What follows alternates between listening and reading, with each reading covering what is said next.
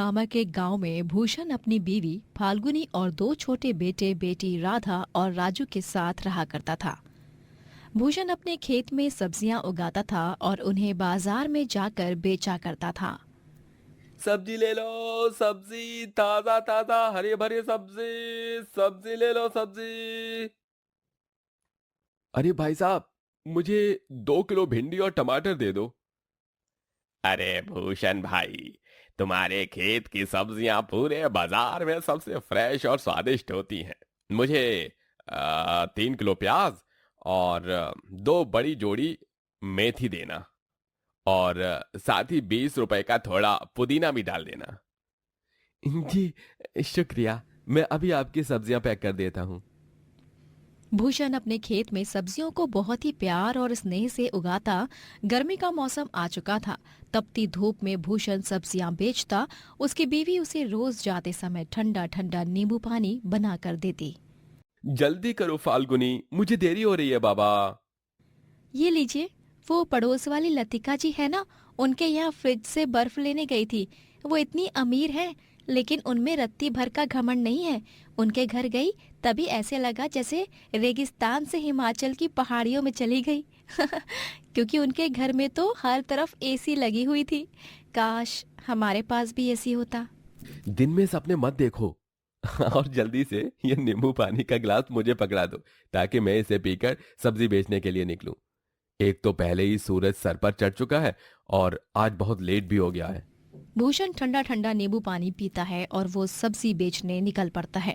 लेकिन जैसे ही वो घर के बाहर कदम रखता है, अचानक से जमीन में क्रैक्स होने लगते हैं और एक खतरनाक भूकंप आ जाता है जो पूरा गांव तबाह करके रख देता है। आधा गांव उस भयानक भूकंप में खत्म हो जाता है।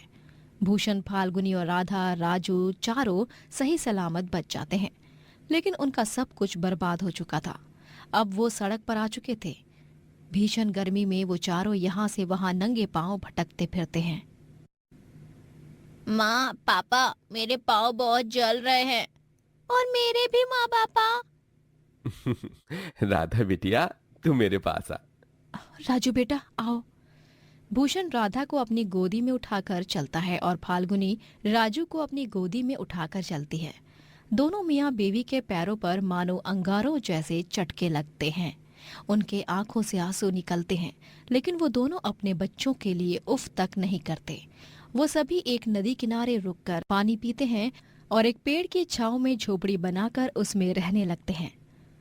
एक झटके में सब कुछ खत्म हो गया। मेरी खेती, मेरा घर, सब कुछ। अब हम कैसे जिएंगे इस जान लेने वाली भयंकर गर्मी में, हमारे बच्चे। जी, आप इस तरह हिम्मत हारेंगे तो कैसे चलेगा भला। हम दोनों अपने बच्चों के लिए मेहनत करेंगे, उन्हें किसी भी चीज की कमी नहीं होने देंगे। फाल्गुनी और भूषण दोनों ही एक अमीर आदमी के यहाँ नौकरों वाला काम ढूंढ लेते हैं और वहीं पर काम करने लगते हैं। उस अमीर आदमी का नाम धनराज होता है और वो अपनी बीवी सागरिका और छोटी बेटी टीना के साथ रहता था। उनके घर में हर एक कमरे में एसी लगा हुआ था। एक दिन जब राजू और राधा दोनों ही अपने माँ पापा संग काम पर आते हैं, तभी वो टीना के कमरे में बाहर चुपके से देखते हैं। टीना, ये लो बेटा, आइसक्रीम, कपकेक और कोल्ड ड्रिंक्स। आराम से बैठकर पियो और अपना फेवरेट कार्टून देखो। इसके बाद स्टडी करना है आपको, ओके बेटा? हाँ मम्मा, मैं एक स्टडी करना है आपको, ओके बेटा? हाँ मम्मा, मैं एक बार में समझ जाती हूँ। आप बार बार मत बोला करो। मुझे एक ही चीज, मैं कोई दूध पीती बच्ची नहीं हूँ। ठीक है बाबा, जरा कुछ बोलो नहीं कि बस हिटलर बन जाती है। अच्छा, मैं एसी ऑन करके जा रही हूँ। जब ज्यादा ठंडा लगे तब एसी ऑफ कर देना, ओके? ओके।